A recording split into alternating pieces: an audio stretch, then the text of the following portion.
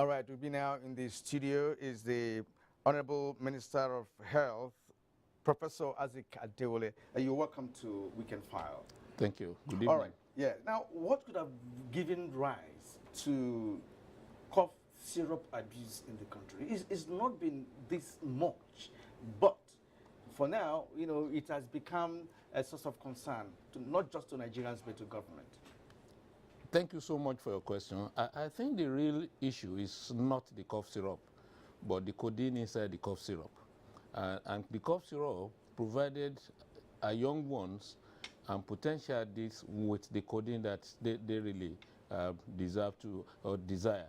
And I think this is due to a multiplicity of factors, societal challenges, unemployment, boredom, curiosity, the age of the social media, and peer pressure. And so all these contribute into making this really a challenging problem for us as a nation. All right, now, about 2 weeks after the federal government had banned the production, the importation and distribution of codeine contained cough syrup that contain codeine. Now, would you say that that's been successful? A number of people have also spoken against the ban, saying that some other issues are not considered before the ban. Well, I think people only consider the ban as the only thing that we've done. Over the years, we've not relented in our effort to address this problem. For over a year, we've been engaging drug distributors. I've visited Aba, visited Onitsha, visited Lagos, settled quarrels, and I've been in touch with the governor of His Excellency, the governor of Kano State, with the intention of regulating drug distribution in the major centers. And the original deadline was 1st of January 2018. But after a lot of pleading and a lot of consideration, we decided to extend this ban finally. And we assured the drug distributors that by midnight, 31st of December this year, we'll put a lid. And anyone found distributing drugs outside the designated centers, we will deal with them. Now, codeine is an opiate, and it's also a medicinal.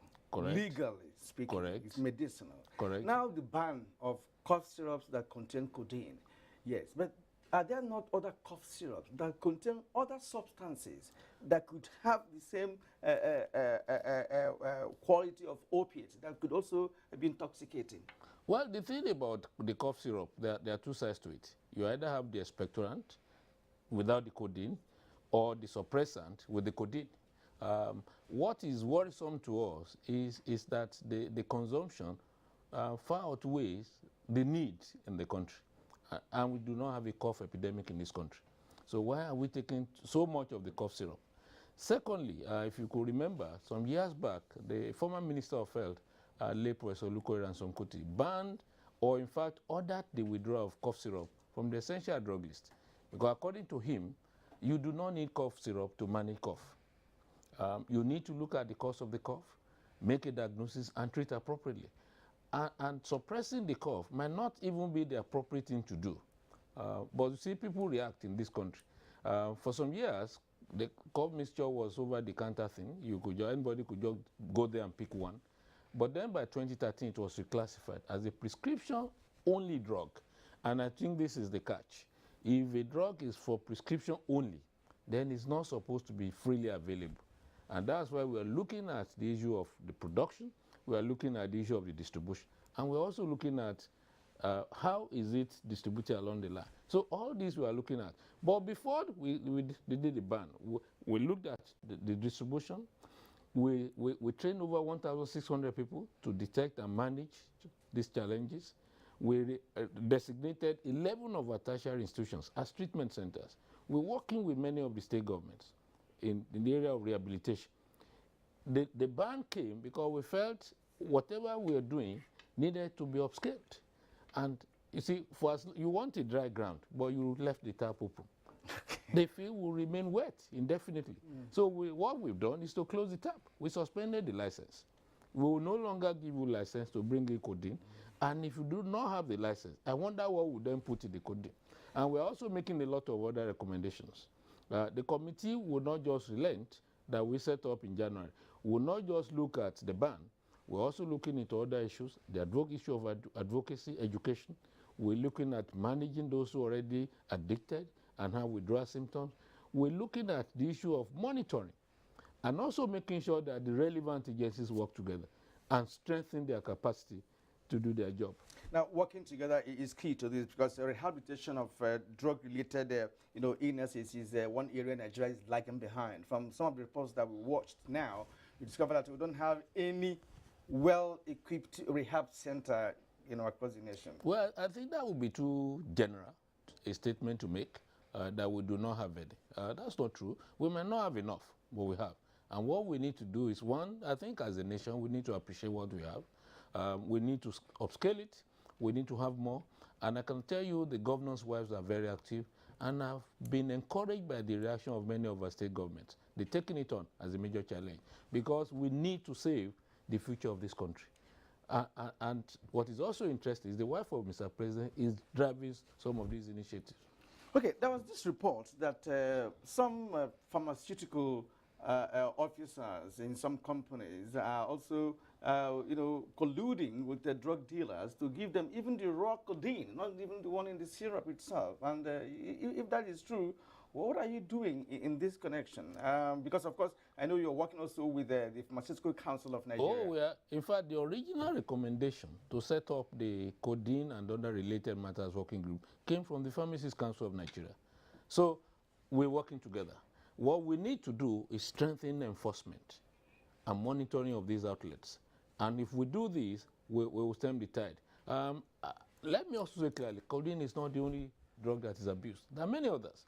And that's why we label the committee codeine and other related matters. So it's not just codeine. And we'll soon come out big on tramadol. Anywhere we find it, we'll seize it. All right, now that these legal impediments, among other problems viewed by observers, has been responsible for Nigeria's inability to have full control of this phenomenon. Is that legal true? Impediment?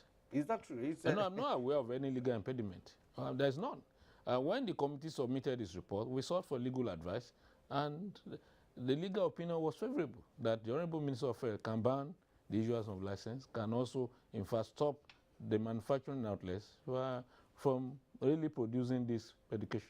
Now, there are other substances like tramadol and others, that are also part of the drugs that are being abused. Are you doing anything in that regard? Well, that's why I said we're looking beyond just codeine. The abuse issue is, abuse of drugs is a global phenomenon. We're working with the UN agency for drug control, so we are not working alone. And people assume that, codeine abuse is prevalent in the north, is a national problem. But what we've also noticed is that farmers abuse tramadol. They take it to beat pain, they take it to energize themselves and to keep on working and doing their manual work. So a lot of drugs are abused. And you'll be surprised to find out that apart from the normal 50 milligram medication, we have 250, 500 being important to the country. But I can assure you, anywhere we locate this, we'll seize them. Now, what other measures, would you consider are necessary to reduce the spread of this abuse? I think one of the things we need to do is to engage our young ones on a continuous basis, strengthen homes, partner with civil society organizations. We're partnering with the entertainment industry. The National Orientation Agency we're partnering with. So it's going to be a multi-sectoral type of collaboration because we can't do it alone in the health sector. All right, Professor Adewole, I would like to thank you for finding time to be part of this program. And it's a very, very important topic that we have to treat I quite agree with you. Yeah, thank you very much, sir. Thank you. I've been speaking with the Honorable Minister of Health, Professor Isaac Adewole. He's also a medical doctor. Thank you once again, sir. Thank you. All right, don't go away because we will return in a moment.